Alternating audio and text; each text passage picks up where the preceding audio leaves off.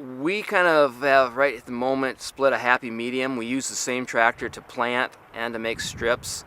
It's too big a tractor for the planter, and it's probably not quite big enough tractor for the strip till bar. It's a 200 PTO horsepower John Deere front wheel assist it pulls the strip till bar about 5.5 miles an hour, which isn't too bad. It'd be nice to go a little faster, but then it's plenty of horsepower on a 12-row planter. I mean, it's in that 15 horsepower per row unit.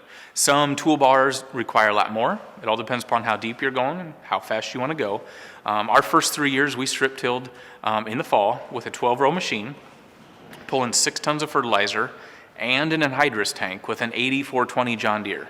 That was not turned up whatsoever. So in that 15 horsepower per row unit is pretty economical.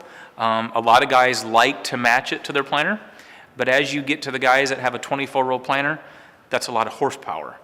With today's technology in auto steer, you do not need to match your planter. If you're in a lot of hills and contours, you probably do need to match up pretty close, just because of the draft and stuff like that with gravity and that. But north central Iowa and on medium hills, we've got guys that are strip tilling with a 12-row machine, planting with 16-row planter. Auto steer, that technology is letting us drive and match right back up to those strips, to where, take it back 5-8 years ago when we were trying to do strip till with a marker. Number one, it was hard. Number two, you can't plant straight even with a marker. So that means you can't strip till straight with a marker. To where, I mean, that's one thing that's made strip till so much more common now and so much easier is we have the technology to support it, to make it line up right and to make it work better. We're using, I think, rule of thumb is like 20 horsepower per shank, and we happen to be running a 480 quad track, which it